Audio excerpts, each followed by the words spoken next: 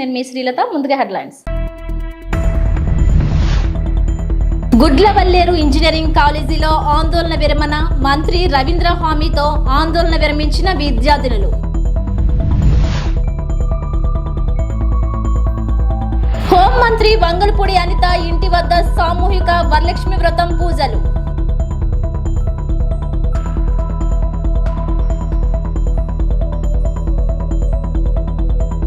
Eluru ZP ప్రాంగణంలో మొక్కలు నాటిన మంత్రి రామనాయుడు.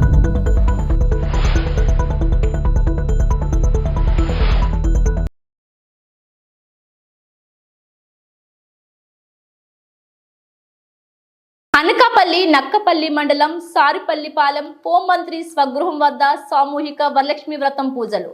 వరలక్ష్మి వ్రతం పూజలో పాల్గొన్న హోంమంత్రి వంగలపూడి అనిత కుటుంబ సభ్యులు. పూజలో పాల్గొన్న 1500 మంది మహిళలు. పూజా క్రతువులు జరిపిస్తున్న వేద పండితులు. ప్రతి సంవత్సరం సామూహిక వరలక్ష్మి వ్రతం పూజలు నిర్వహిస్తున్న హోంమంత్రి.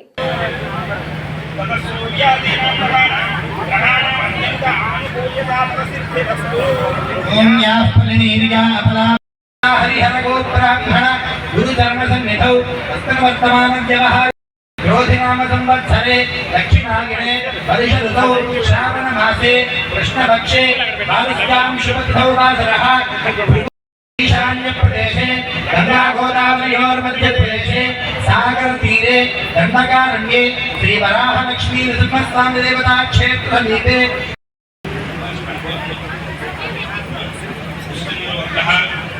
जगदीश साई नमः अनिता नमः अनियानंदः वैभवतः माणिक्यनंदः समापुरनंदः अनिकंठनंदः वैभवतः जयश्रीनंदः महाकाली महालक्ष्मी महासरस्वती त्रिशक्ति स्वरूपिणी अष्टलक्ष्मी समेत वरलक्ष्मी देवता मुद्रित. గడిచిన కొన్నాళ్ళుగా రోడ్డుపైన డివైడర్లతో అవస్థలు పడుతున్న విశ్వేశ్వరాయ నగర్ ప్రజలకు ఎట్టకేలకు మోక్షం లభించింది. శుక్రవారం ఉదయం తెలుగు శక్తి అధ్యక్షుడు బివి రామ్ నేతృత్వంలో క్రేన్ తీసుకొచ్చి డివైడర్లను తొలగించారు. తద్వారా ప్రజలకు ఎంతో విలువైన సమయం, ఇంధనం ఆదా అవుతుంది. ఈ సందర్భంగా విశ్వేశ్వరాయ నగర్ వాసులు బివి రామ్ కు కృతజ్ఞతలు తెలియజేశారు. ఇదే విషయమై డివైడర్లు తొలగించిన ప్రదేశంలోనే బివి రామ్ మీడియాతో మాట్లాడారు. గతంలో మాదిరిగా రాష్ట్రంలో వైసీపీ రాక్షస ప్రభుత్వం కాదని, ఇది కూటమి ప్రజా ప్రభుత్వం అని అన్నారు. తను డివైడర్ల సమస్యపై మంత్రి నారా లోకేష్ దృష్టికి తీసుకువెళ్లినప్పుడు ఆయన సానుకూలంగా స్పందించారన్నారు. పోలీసులు మాత్రం 1 వారం తర్వాత డివైడర్లను తొలగిస్తామని స్థానికులకు తెలియజేశారన్నారు.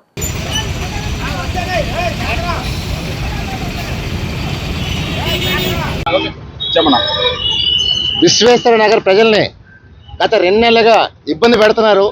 ఇది ఇటీవల నా దృష్టికి వచ్చినప్పుడు నేను మాట ఇచ్చాను. మాట ఇస్తే మాట తప్పను, మడం తెప్పను. మరి ఈవేళ ఈ ప్రభుత్వం ప్రజాప్రభుత్వం తప్ప రాక్షస పాలన ప్రభుత్వం కాదు ఇది. మరి ఎవరైనా సరే ఇలా మోస్తే ప్రజలు తిట్టి ప్రభుత్వం తిడతారు, అధికారులను తిట్టరు. కానీ ఇక్కడ తప్పు చేసిన అధికారులు చేశారు. ఈవేళ నేను అధికారులకు అప్పటికే నేను లొకేషన్ కలిశాను, చెప్పాను. ఈ రోజు 10 గంటల లోపు తీయకపోతే మాత్రం నేను తెలుస్తా అని చెప్పి ఆల్రెడీ చెప్పడం జరిగింది. నిన్న సాయంకాలం అధికారులు వచ్చి వీళ్ళతో మాట్లాడారంట. ఏమని, ఒక 4 రోజులు టైం ఇవ్వండి అన్నారు. ఒక మంచి పని చేయడం టైం దేనికి అడుగుతున్నాను. అదే ఒక సీఎం గారు ఒకరు వస్తే ఈ రోడ్డు మీద నిలవలసిన అడుగుతున్నాను. అంటే ప్రజల్ని ఇబ్బంది పెడుతూ పీడిస్తున్నారు. అంటే ఇంకా మీరు గత ప్రభుత్వం ఎలాగైతే చేశారో అదే పాలన మీరు నడిపిస్తున్నారు అధికారులు. ఇప్పటికైనా మీరు మైండ్ సెట్ మార్చుకోండి. నేను కోరేది ఒకటే, ఈవేళ చంద్రబాబు గారు ప్రతి ఇంటికి పెద్ద కొడుకు అని చెప్పారు. పెద్ద కొడుకు ఎప్పుడు అన్యాయం చేయరు, ఎవరికి అన్యాయం చేయరు. కాకపోతే ఇలా చేయటం వల్ల అధికారులు ఆయనకి బ్యాడ్ నేమ్ వస్తుంది. ఆ బ్యాడ్ నేమ్ రాకోద్దేశంతో నేను ఉదయం లొకేషన్ కలిశాను. లోకేష్ గారు చెప్పాను, ఆయన వెంటనే స్పందించారు. అందువల్ల ఇది ప్రజాప్రభుత్వం తప్ప ఈ ప్రభుత్వం ప్రజల కోసం పనిచేస్తుంది. అంతేగాని ఎవరో వాళ్ళ కోసం పనిచేస్తారు కూడా తన భ్రమ. ఇప్పటికే అధికారులు మైసూరు మార్చుకోండి. గతంలో మనం చూసాం, పల్లా శ్రీనివాసరావు బిల్డింగ్ కూల్చేశారు అధికారులు. ప్రభుత్వం చెప్పిందని. మరి ఈ రోజు అమర్నాథ్ విషయంలో ఎందుకు ఉదాసీన వ్యవస్థలు అడుగుతున్నారు అంటే దేనికి? అంటే వైసీపీ ఇంకా భయపడతారు అడుగుతున్నాను. ఈ ప్రభుత్వం వచ్చినా సరే ఇంకా నేను ఒకటే కోరుతున్నాను, చంద్రబాబు నాయుడు కానీ లోకేష్ కానీ మీరు వెంటనే రెడ్ బుక్ తెరవమని కోరుతున్నాను. ఎందుకంటే ఇలాంటి నీచుడు నైవంచుడైన అమర్నాథ్ కాంప్లెక్స్ కూలిస్తేనే విశాఖపట్నం ప్రజలకి ఒక ఇలాంటి అవినీతి పరుపు ఒక శాస్త్ర జరుగుతుంది. మరి అమర్ గారు ఇవాళ ఇంకా రెచ్చిపోతున్నాడు ఏదో ఈ ప్రభుత్వం పైన. ఈ ప్రభుత్వం నిజంగా ప్రజల కోసం పనిచేస్తే తప్ప చంద్రబాబు నాయుడు చివరి వరకు నా రాష్ట్రం నా తెలుగుదేశం పనిచేస్తే తప్ప ఈ వైసీపీ లాగా దోచుకుందాం, దాచుకుందాం, దండుకుందాం, పెంచుకుందాం పవన్ విషయం చేయలేడు. ఎప్పటికైనా సరే ఒకటే కోరుతున్నాం ప్రజలందరినీ, ఏదో రామ్ వచ్చారని కాదు, ఎక్కడైనా సరే సమస్య ఉంటే ప్రతి ఒక్క ప్రజలు ఒక భగత్ సింగ్, ఓ సుభాష్ చంద్రబోస్, అల్లు సీతారామరాజు, ఝాన్సీ లక్ష్మీబాయి మరియు రాణి రుద్రమదేవి కావాలి. ఈ యుద్ధం మన కోసం చేస్తాం, మన భవిష్యత్తు కోసం చేస్తాం, మన పేరు కోసం చేస్తాం. అంతేగాని అధికారులు డ్రామా ఆడితే మాత్రం కొట్టమని చేస్తాం. తిరగమండి. నాడు స్వతంత్రం రావాలని ఎంతోమంది పోరాడితే వచ్చింది. మరి ఈ స్వతంత్రం వచ్చినా సరే ఇంకా బానిసలు చేస్తారంటే ఈ అధికారుల నిర్లక్ష్యం బ్రిటిష్ కంటే ఘోరంగా ఉంది. అది ఇప్పటికైనా అధికారులు మైండ్ సెట్ మార్చుకోండి. మార్చుకోకపోతే మాత్రం డెఫినెట్ గా మిమ్మల్ని అందరినీ సస్పెండ్ చేయడం మనం చేస్తాను. జై హింద్. ఏవిస్ ఓవర్సీస్ సంస్థ ఆధ్వర్యంలో సెప్టెంబర్ 1వ తేదీన గ్లోబల్ ఎడ్యుకేషన్ ఫెయిర్ 2024 కార్యక్రమం జరుగుతుందని సంస్థ చీఫ్ ఎగ్జిక్యూటివ్ ఆఫీసర్ డిఏ రాజు వెల్లడించారు. ఈ మేరకు డాబా గార్డెన్స్ విజయ ప్రెస్ క్లబ్ లో శుక్రవారం జరిగిన మీడియా సమావేశంలో ఆయన మాట్లాడారు. ఈ కార్యక్రమం విశాఖ కిర్లంపూడి లేఅవుట్ వద్ద గల బీచ్ రోడ్ లో గల పామ్ హౌస్ హోటల్లో సెప్టెంబర్ 1వ తేదీన ఉదయం 10 గంటల నుంచి సాయంత్రం 5 గంటల వరకు జరుగుతుందని అన్నారు. ఈ పేరులో 15కు పైగా దేశాల నుంచి టాప్ 40 యూనివర్సిటీలు పాల్గొంటాయన్నారు. బ్యాచిలర్స్, ఎంఎస్, ఎంబీఏ, ఎంబీబీఎస్ కోర్సుల్లో ప్రవేశాల కోసం అవగాహన కల్పిస్తారు. విద్యార్థులకు ఉపకార వేతనాలు సదుపాయం కూడా ఉంటుంది అన్నారు. విద్యార్థులు సందేహాలు నివృత్తి చేస్తామన్నారు. త్వరలోనే తమ సంస్థకు అనుబంధంగా ఏర్పాటు చేసే ఫౌండేషన్ ద్వారా పేద విద్యార్థులకు ఆర్థిక సాయం చేసే ఆలోచనలో ఉన్నామన్నారు. మీడియా సమావేశంలో సంస్థ manager B Raviteja, business development manager R Christopher పాల్గొన్నారు. పామ్ బీచ్ హోటల్లో మార్నింగ్ 10 to 5 వరకు ఉన్నాను. ఈ యూనివర్సిటీకి ఈ గ్లోబల్ ఎడ్యుకేషన్ ఫెయిర్కి ఒక 40+ యూనివర్సిటీస్ వాళ్ళు వస్తున్నారు. అండ్ ఒక 15+ కంట్రీస్ నుంచి యూనివర్సిటీ పీపుల్ వస్తారండి. సో కావాల్సిన స్టూడెంట్ ఇంట్రెస్టెడ్ ఉన్న స్టూడెంట్స్ వస్తే వాళ్ళకి యూనివర్సిటీ ఎలిజిబిలిటీస్ ఇవన్నీ ఎక్స్ప్లెయిన్ చేసి వాళ్ళకి స్పాట్ అడ్మిషన్ ఇవ్వడానికి కానీ లేకపోతే స్కాలర్షిప్స్ ఇవ్వడానికి ఇవన్నీ ఉపయోగపడుతుందని చెప్పి ఎడ్యుకేషన్ ఫెయిర్ పెట్టామండి. సో ద రిమైనింగ్ డీటెయిల్స్ మా మేనేజర్ ఇంట్రడ్యూస్ చేస్తారండి. పేరు రవితేజ, నేను బ్రాంచ్ మేనేజర్గా వర్క్ చేస్తున్నాను ఏవిస్ ఓవర్సీస్లో. సో మేము కండక్ట్ చేసే గ్లోబల్ ఎడ్యుకేషన్ ఫెయిర్కి అరౌండ్ 40 యూనివర్సిటీస్ 15+ కంట్రీస్ నుంచి వస్తున్నాయి. సో ఈ ఫెయిర్ ఏంటంటే మనకి బ్యాచిలర్ స్టూడెంట్స్ ఇండియా నుంచి అబ్రాడ్ వెళ్దాం అనుకునే వాళ్ళు, ఇప్పుడు మనకి ఏంటంటే ఈ ఫెయిర్లో US, UK, Canada, Australia, Dubai నుంచి కూడా యూనివర్సిటీస్ అనేవి వస్తున్నాయి అన్నమాట. సో ఎవరికైతే మాస్టర్స్ చేయాలనుంది, బ్యాచిలర్స్ చేయాలనుంది, పిహెచ్డి చేయాలనుంది అనుకుంటున్నారో వాళ్ళందరూ అటెండ్ అవ్వచ్చు. అండ్ ఫెయిర్ టైమింగ్స్ వచ్చేసి 10 AM to 5 PM మనకి హోటల్ పామ్ బీచ్లో డే అంతా జరుగుతుంది.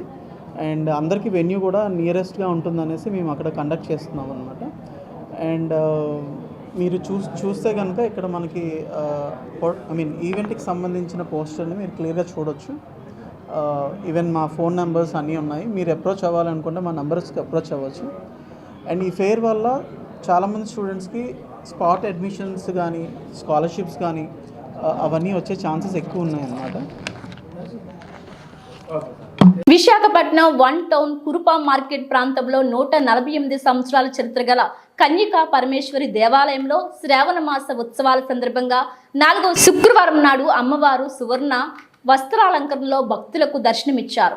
ఈ సందర్భంగా ఆలయంలో అమ్మవారి మూల విరాట్కు తెల్లవారుజామున 5 గంటలకు శుద్ధ జలం, పాలు, పెరుగు, తేనె, గంధం, పసుపు, కుంకుమ, వివిధ రకాల పండ్ల రసాలతో సహా 108 రకాల ద్రవ్యములతో ప్రత్యేక క్షీరాభిషేకం నిర్వహించిన అనంతరం అమ్మవారికి సువర్ణ వస్త్రాలంకరణ మరియు అమ్మవారికి 108 సువర్ణ పుష్పాలతో ప్రత్యేక పూజలు నిర్వహించి భక్తులకు దర్శనం కల్పించినట్లు దేవాలయ సంఘ అధ్యక్ష కార్యదర్శులు శ్రీయుతులు ఆరిశెట్టి దినకర్, పెనుగొండ కామరాజు తెలిపారు. దేవాలయ ప్రాంగణంలో మహిళలు సామూహిక లలితా సహస్రనామ పారాయణం చేసిన పిదప దేవస్థాన ఆస్థాన పురోహితులు శ్రీ ఆర్ బిబి కుమార శర్మ నేతృత్వంలో సుమారు 300 మంది మహిళలచే సామూహిక కుంకుమ పూజలు నిర్వహించినట్లు నిర్వాహకులు తెలిపారు. దేవాలయంలో శ్రావణ మాసం అత్యంత రమ్యంగా చేస్తున్నామండి. శ్రావణ మాసం సందర్భంగా 4వ వారం సందర్భం అమ్మవారిని సువర్ణ వస్త్రం, బంగారు చీరతో అలంకరించి సువర్ణ పుష్పాలతో పూజ చేసి అదేవిధంగా అమ్మవారికి వచ్చిన భక్తులందరూ కూడా దర్శన భాగ్యం ఏర్పాటు చేశాము. అదేవిధంగా వచ్చిన భక్తులందరూ ఒక 500 మంది భక్తుల చేత ఈరోజు 1,00,000 కుంకుమార్చన అనే కార్యక్రమం చేస్తున్నాము. కుంకుమ పూజ చేసి వచ్చే భక్తులందరూ కూడా నారాయణ సేవ భోజన ప్రసాదం కూడా ఏర్పాటు చేయడం జరిగింది. కాబట్టి భక్తులందరూ వచ్చి అమ్మవారి దర్శనం చేసుకుని అమ్మవారికి లక్ష్మీదేవి యొక్క కరుణాకటాక్ష పొందుతారని అమ్మవారికి అనుగ్రహం పొందుతారని కోరుతున్నామండి. ఆంబిలి బుచ్చి భాస్కర్ కుమారస్వామి అండి, కంచిగారి దేవస్థానం ప్రధాన అర్చకుడు అండి. ఈరోజు సువర్ణ వస్త్ర అలంకరణ అండి, బంగారు చీరతో అలంకరించడం. ప్రతి సంవత్సరం శ్రావణ మాసంలో 4వ వారం కానీ 2వ వారం కానీ అమ్మవారి వస్త్రం కడతాము. వచ్చిన అందరూ అత్యంత భక్తులందరూ వచ్చి దర్శనం చేసుకుంటారు. ఈరోజు ఆంధ్రప్రదేశ్ ప్రభుత్వం ఇచ్చిన పిలుపును అందుకొని వన మహోత్సవం కార్యక్రమాన్ని విశాఖ దక్షిణ నియోజకవర్గంలో ఘనంగా నిర్వహించారు. నియోజకవర్గంలోని గ్రేటర్ విశాఖ మున్సిపల్ కార్పొరేషన్ పరిధిలోని ఎంవిడిఎం పాఠశాలలో నిర్వహించిన కార్యక్రమానికి దక్షిణ నియోజకవర్గ ఎమ్మెల్యే శ్రీ వంశీకృష్ణ శ్రీనివాస్ ముఖ్య అతిథిగా హాజరై కార్యక్రమాన్ని ప్రారంభించారు. ఈ కార్యక్రమంలో కూటమి నేతలు, స్థానిక నాయకులతో పాటు స్థానికులు పెద్ద ఎత్తున పాల్గొన్నారు. వన మహోత్సవ కార్యక్రమానికి అవసరమైన మొక్కలను విశాఖపట్నం పోర్ట్ అథారిటీ అందజేసింది. 1 మిలియన్ మొక్కల పంపిణీలో భాగంగా పోర్టు మొక్కలను అందజేసింది. సుమారు 3200 మొక్కలను పోర్టు సమకూర్చింది. ఈ మొక్కలను స్థానికులకు అందజేశారు. దక్షిణ నియోజకవర్గ ఎమ్మెల్యే వంశీకృష్ణ శ్రీనివాస్ యాదవ్ మొక్కను నాటి కార్యక్రమాన్ని ప్రారంభించారు. ఈ సందర్భంగా మొక్కలను పెంచాల్సిన ఆవశ్యకతను ఎమ్మెల్యే వివరించారు. మొక్కలను నాటడం ద్వారా పర్యావరణాన్ని పరిరక్షించుకోవచ్చని తెలిపారు. ఈ కార్యక్రమానికి పోర్టు చేసిన సహకారానికి ఆయన సంతోషం వ్యక్తం చేశారు. భవిష్యత్తులో మరిన్ని కార్యక్రమాలని పోర్టు సహకారంతో కొనసాగిస్తామని వంశీకృష్ణ వెల్లడించారు. ప్రతి ఒక్కరూ తమ ఇంట్లో మొక్కను నాటాలని పిలుపునిచ్చారు.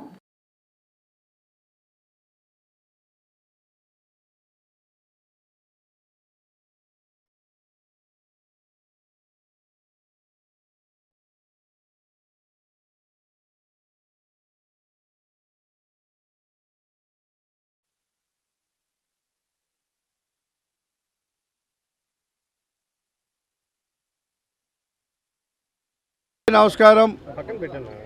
ఈరోజు రాష్ట్ర వ్యాప్తంగా ప్లాంటేషన్ జరుగుతూ ఉంది. కాలుష్యం నుంచి కాపాడాలి, ప్రజల యొక్క జీవితాల మార్పు తేవాలి. ఈ కాలుష్యం బారిన పడి ఎన్నో వ్యాధులకు గురవుతున్నారని చెప్పి ఇవాళ రాష్ట్ర వ్యాప్తంగా ఉప ముఖ్యమంత్రి గారి పిలుపు మేరకు, అలాగే మన సీఎం గారి యొక్క పిలుపు మేరకు మొక్కలు నాటే కార్యక్రమం జరుగుతూ ఉంది.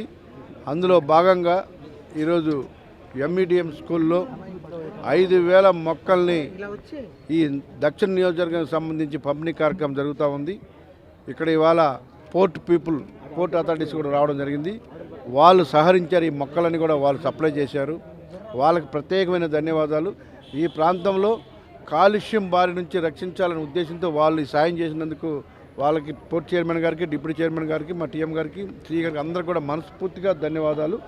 ఈ ప్రాంతాన్ని గ్రీన్ సిటీగా చేస్తామని చెప్పి హామీ ఇచ్చాం. అందులో భాగంగా ఈ రోజు ఈ వర్క్ స్టార్ట్ అయింది అనుకుంటా ఉన్నా. నేను రానున్న రోజుల్లో ఇంకా ఎక్కువ మొక్కలు నాటి ఈ విశాఖపట్నాన్ని ఒక గ్రీన్ సిటీగా చేయాలి. కాలుష్యం నుంచి పూర్తిగా రక్షించబడాలి, ప్రజల జీవితాలు బాగుపడాలని చెప్పేసి మేము అందరూ కూడా కోరుకుంటున్నాం. కాబట్టి ఆ విధంగా ఇవాళ ఈ కార్యక్రమం జరుగుతుంది. అన్ని వార్డుల్లో కూడా వార్డుకు 300 ఎకరం మొక్కలు ఇస్తూ ఉన్నాం. ప్రతి మొక్కను కూడా కాపాడే బాధ్యత జన సైనికులు, అటు తెలుగుదేశం పార్టీ నాయకులు, ఇటు బీజేపీలు అందరూ కూడా తీసుకుంటున్నారు. భవిష్యత్తులో సౌత్ నియోజకవర్గం ఒక గ్రీన్ సిటీగా ఉండబోతూ ఉంది.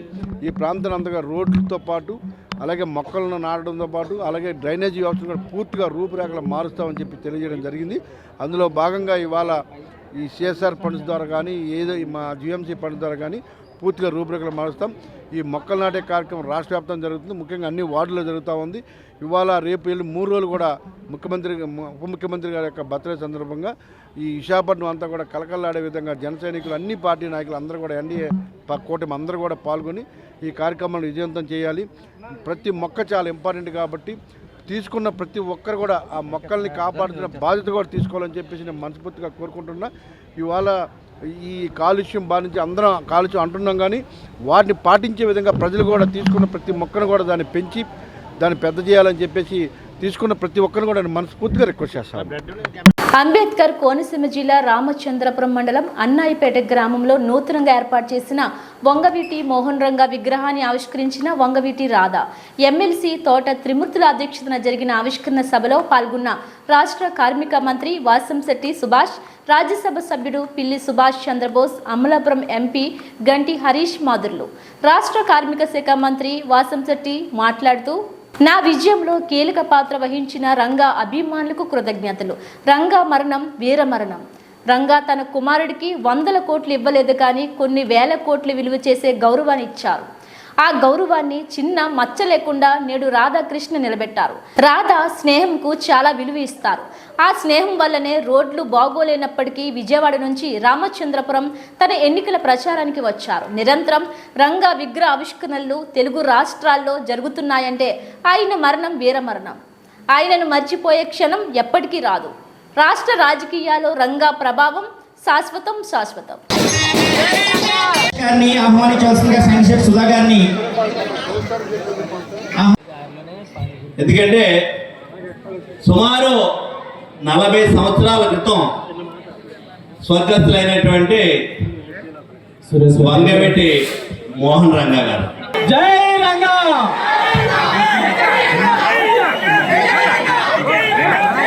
ఎక్కువ విలువిచ్చే గణేష్ గారికి, అలాగే అజయ్ గారికి, అందరికీ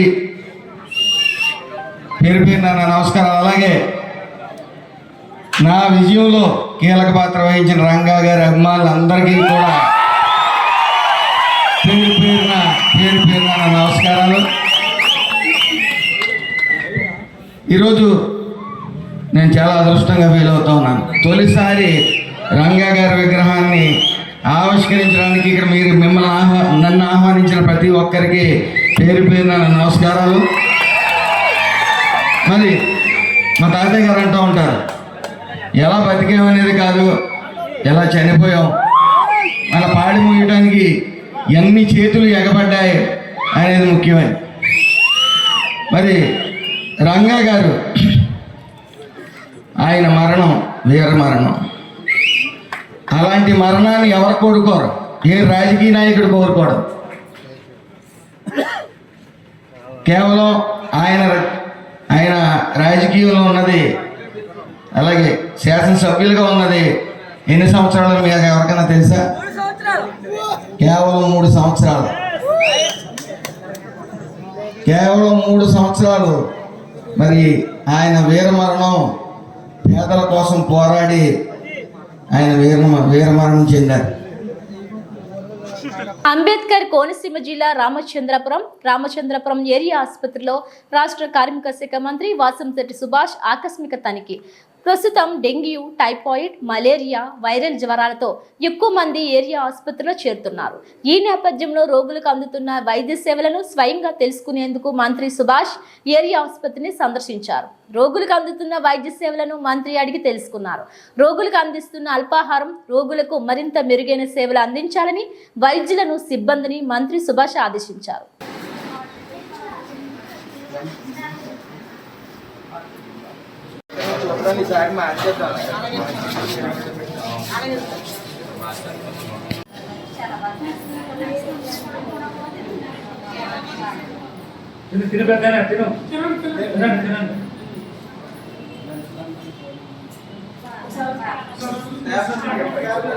ప్రముఖ పుణ్యక్షేత్రం ద్వారకా తిరుమల చిన్న వెంకన్న ఆలయంలో సామూహిక వరలక్ష్మి వ్రతాలు వైభవంగా జరిగాయి. సుమారు 2500 మందికి పైగా మహిళలు అత్యంత భక్తి శ్రద్ధలతో సామూహిక వరలక్ష్మి వ్రత కార్యక్రమంలో పాల్గొన్నారు. ముందుగా ఆలయంలో అమ్మవారి ఉత్సవమూర్తికి ప్రత్యేక పూజలు నిర్వహించి తొలక్క వాహనంపై మేళ తాళాలు, మంగళ వాయిద్యాల నడుమ తూర్పు రాజగోపురం ఎదురుగా ఉన్న అనివేటి మండపంలో ప్రత్యేకంగా ఏర్పాటు చేసిన వేదిక వద్దకు తీసుకొచ్చారు. అనంతరం అమ్మవారికి ప్రత్యేక పుష్పాలంకరణ చేసి హారతులు పట్టి సామూహిక వరలక్ష్మి వ్రతాల కార్యక్రమాన్ని ఆలయ అర్చకులు నిర్వహించారు. ఈ కార్యక్రమంలో పాల్గొన్న మహిళలకు దేవస్థానం ఉచితంగా పూజా ద్రవ్యాలను అందించింది. సుమారు 2500 మంది మహిళలు సామూహిక వరలక్ష్మి వ్రతాల్లో పాల్గొన్నట్లు ఆలయ అధికారులు తెలిపారు. కార్యక్రమం అనంతరం పాల్గొన్న మహిళలకు స్వామివారి తీర్థ ప్రసాదాలతో పాటు గాజులు ఆలయ అధికారులు ఉచితంగా అందజేశారు. మామేవ మాతరనిజం కలయందు. అమ్మవారి యొక్క అనుగ్రహం వల్లనే శ్రీమద్ అలమేల్మంగ హరికృపాపాంగ అంటారు అన్నమాచార్య స్వామి. అలవేలు మంగమ్మ తల్లి. మనమంతా కూడా మన ఇంట్లో మన గృహంలో ఏ విధంగా అయితే అమ్మవారిని మనం పూజించుకుంటామో అట్లానే ఇక్కడ కూడా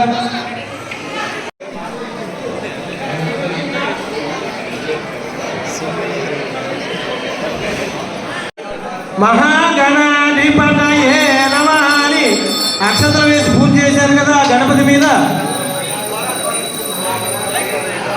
ఆ తర్వాత మీ దగ్గర ఉన్నటువంటి అగరవత్తు వెలిగించి మంగళం గరుడధ్వజ హారతిచ్చినాక మీ దగ్గరే అక్కడ పక్కన పెట్టుకొని హారతికి నమస్కారం చేసుకొని మీ దగ్గర ఉన్నటువంటి అక్షతలను చేత్తో 2 గింజలు పుష్పాలు కానీ అక్షతలు కానీ పట్టుకుని నేను సహా కుటుంబాన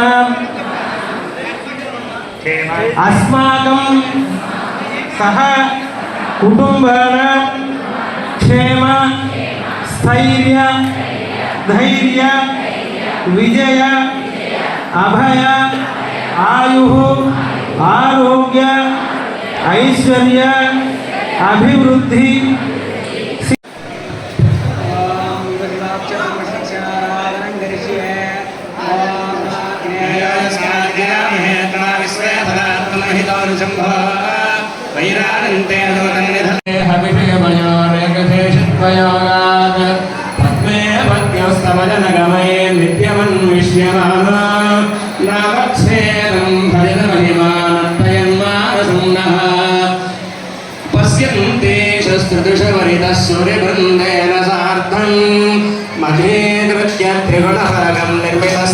మీరు ఇప్పుడు దాకా పూజ చేసినటువంటి ఆ కంకణాలకి చేత్తో తాకి నమస్కారం చేసుకొని ఒక కంకణం తీసి కట్టుకోండి. జయ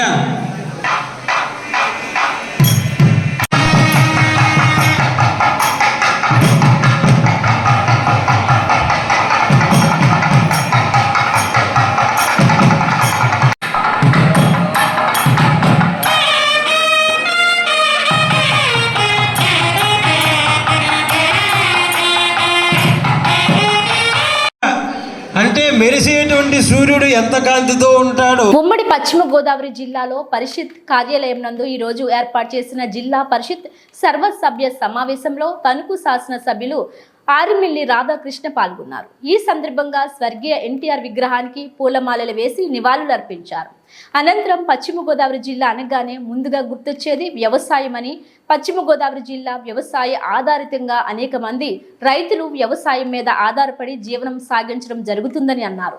అటువంటి పరిస్థితిలో జూలై, ఆగస్టు, సెప్టెంబర్ మాసాలలో వచ్చే వరదల సమయంలో ఎక్కువ నష్టపోయేది రైతులే అని, ముఖ్యంగా ఎనమదుర్రు డ్రైన్ కారణంగా తణుకు నియోజకవర్గంలో అనేక గ్రామాలలో వరదల కారణంగా వేల ఎకరాల పంట పొలాలు నష్టం చూస్తున్నారని, వయ్యేరు ఎనమదుర్రు డ్రైన్కి సంబంధించి అనేక ప్రతిపాదనలు పెట్టడం జరిగిందని, తణుకు నియోజకవర్గంలోని కోనాల, ముద్దాపురం, దువ్వ, తిరుపతిపురం, వరిగేడు గ్రామాల్లో వరదల సమయంలో పంట నష్టం ఎక్కువగా ఉంటుందని, దానికి సుయల్స్ వేసే విధంగా చర్యలు చేపట్టాలని కోరారు. గతంలో సీజనల్లో రైతులు పంటను అమ్ముకోవడానికి నరకయాత్ర చూసేవారని, అటువంటి పరిస్థితి పూర్తిగా మర్చి ధాన్యం రైతులు ఎక్కడ అమ్ముకోవాలి అనుకుంటే అక్కడ అమ్ముకునే విధంగా అస్తవ్యస్త విధానాన్ని మార్చాలని, మద్దతు ధర కల్పించే విధంగా రైతాంగాన్ని ఆదుకోవాలని, దానికి అనుగుణంగా ప్రభుత్వం తరపున చర్యలు చేపట్టాలని సంబంధిత మంత్రులను, అధికారులను కోరారు. అనంతరం అక్కడ నిర్వహించిన మొక్కలు నాటే కార్యక్రమంలో పాల్గొని మొక్కలు నాటారు. ఈ కార్యక్రమంలో ఉమ్మడి పశ్చిమ గోదావరి జిల్లా అధికారులు, శాసనసభ్యులు, తృతీయ యంత్రాంగం తదితరులు పాల్గొన్నారు.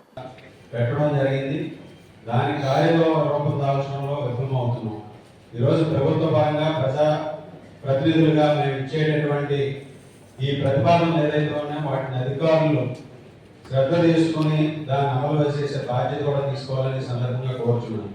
ఇరిగేషన్కి సంబంధించి ఈరోజు ఇరిగేషన్ ఎస్సీ గారు ఉంటే దాన్ని నోట్ చేసుకుని దానికి సంబంధించినటువంటి ప్రతిపాదనలు కోనాల, ముద్దాపురం, దువ్వ, వరిగేడు, తిరుపతిపురం వరకు ఉన్నటువంటి స్లూయిస్ అన్నీ కూడా వెంటనే రిపేర్ చేయాల్సినటువంటి అవసరం. ఈ రిపేర్ చేస్తే ఎంత వర్షం వచ్చినా, వరద వచ్చినా పంట నష్టం ఉండదు. మనం ఏదైతే ఈరోజు ఇన్పుట్ సబ్సిడీగా ఇస్తున్నామో ప్రభుత్వం నుంచి దాన్ని ఆదా చేయవచ్చు. ప్రతి పంటకి కూడా ఈరోజు ప్రతిసారి కూడా ఖరీఫ్కి సంబంధించి ఇన్పుట్ సబ్సిడీ ఇస్తున్నారు ప్రభుత్వం. ఈరోజు ఆ డబ్బులు పెట్టి రిపేర్ చేస్తే ఇంత ఇబ్బంది ఉండదు, రైతులు కూడా నష్టపోరు. గతంలో ప్రతిపక్ష నాయకుడిగా చంద్రబాబు నాయుడు గారు కూడా ఈ ప్రాంతాన్ని విజిట్ చేశారు. దువ్వలో గతంలో మునిగిపోయినటువంటిది, అదేవిధంగా ఈ సంవత్సరం కూడా వరదల వలన పూర్తిగా పంట ఆ రోజు మునిగిపోవడం వల్ల మన మంత్రివారి ఆధ్వర్యంలో అచ్చెన్నాయుడు గారు, రామానాయుడు గారు, అనిత గారు, అలాగే జిల్లా కలెక్టర్ గారు అందరూ కూడా విజిట్ చేయడం జరిగింది. ఈరోజు అవన్నీ కూడా పరిగణలోకి తీసుకుని అధికారులు దీన్ని శ్రద్ధ పెట్టి ఫాలోఅప్ చేయాల్సినటువంటి అవసరం ఉంది. దాంతో పాటుగా బిఎంఓ సివిల్ సప్లైస్కి సంబంధించి గత 5 సంవత్సరాల్లో సార్ జేసీ గారు కానీ నోట్ చేసుకోవాల్సింది, కలెక్టర్ గారు కూడా మన డెల్టా ప్రాంతంలో రైతులు ఎవరైతే ధాన్యం సేకరణ కేంద్రాలు ఉన్నాయో ప్యాడీ పర్చేస్ సెంటర్లు అస్తవ్యస్త విధానాన్ని అమలు చేశారు. ఎక్కడ అమ్ముకోవాలో తెలియదు. మా జిల్లాలో మా నియోజకవర్గానికి సంబంధించి ఆ శాఖ మంత్రిగా ఉన్నప్పటికీ కూడా కనీసం రైతులకు న్యాయం చేయలేనటువంటి పరిస్థితులు ఆ రోజు ప్రభుత్వం నడిచింది. ఆ రోజు కనీసం గన్నీ బ్యాగ్స్ కూడా కొత్తవి, కనీసం నాణ్యమైనటువంటి గన్నీ బ్యాగ్స్ ఇవ్వలేకపోయారు. ఏ సీజన్లో కూడా అన్ని చిరుగుపోయి చిల్లులు పడిపోయి రైతులు గట్టు మీద ధాన్యం కట్టేటప్పుడే సగం ధాన్యం కింద కాలిపోయాయి. ఈరోజు దాదాపు మన జిల్లాకి కావాల్సినటువంటి రేపు ఖరీఫ్ సీజన్ పూర్తయ్యేటప్పటికి జిల్లాకి కావాల్సినటువంటి గన్నీ బ్యాగ్స్ ఎన్ని అవసరం ఉన్నాయి, ఈ రోజు ఎన్ని ఉన్నాయి, అవన్నీ రిపేర్ చేసేదో కుట్లు కుట్టి కొన్ని ఇస్తున్నారు కానీ సగం ధాన్యం కింద ఉండిపోతుంది. దాని మీద శ్రద్ధ తీసుకుని దీని ప్రతిపాదనలు పంపుతున్నప్పటి నుంచి దానికి గన్నీ బ్యాగ్స్ కావాల్సినటువంటి గన్నీ బ్యాగ్స్ అన్ని కూడా ఇవ్వాల్సినటువంటి అవసరం. 2014 నుంచి 19 వరకు చంద్రబాబు నాయుడు గారి నాయకత్వంలో ఆ రోజు ఈ జిల్లాలో ప్రతి సీజన్లోనూ కూడా కొత్త గన్నీ బ్యాగులు తీసుకొచ్చి ఇచ్చే పరిస్థితి ఉంది. నేను గత 5 సంవత్సరాల్లో ఏ రోజు కూడా మేము అటువంటి గన్నీ బ్యాగులు చూడలేదు. ఈసారి మళ్ళీ ప్రభుత్వం మారింది, రైతాంగాన్ని ఆదుకునే విధంగా గన్నీ బ్యాగ్స్ విషయంలో దీన్ని సరైన చర్యలు తీసుకోవాలి. అలాగే ప్యాడీ పర్చేసింగ్కి సంబంధించి ధాన్యం ఎక్కడ రైతు అమ్ముకోవాలనుకుంటున్నాడో అక్కడ అమ్ముకునే విధానాన్ని తీసుకురావాలి. గతంలో ఆర్బీకే ఇచ్చి ఆర్బీకేలో ట్రక్ షిప్ జనరేట్ చేయించి ఎక్కడో దువ్వలో తణుకు నియోజకవర్గంలో ఉన్నటువంటి ధాన్యాన్ని ఉండి నియోజకవర్గానికో పాలకులకో పంపే పరిస్థితి ఏర్పడింది. రైతులు చాలా ఇబ్బందులు పడేవారు. ఆ విధంగా అటువంటి అస్తవ్యస్త విధానాన్ని మార్చి ఈరోజు ప్యాడీ పర్చేస్ సెంటర్లు ఏదైతే ఉన్నాయో గతంలో అటువంటి విధానాన్ని మళ్ళా తీసుకురావాల్సినటువంటి అవసరం ఉంది. ఈరోజు రైతాంగం రైతు ఎక్కడ కావాలంటే అక్కడ అమ్ముకునే విధంగా మద్దతు ధర వచ్చే విధంగా ప్రభుత్వం చర్యలు తీసుకుని రైతాంగాన్ని ఆదుకోవాలని సందర్భంగా తెలియజేసుకుంటూ సెలవు తీసుకున్నాం. అందరికీ ఇవి బులెటిన్ అప్డేట్స్.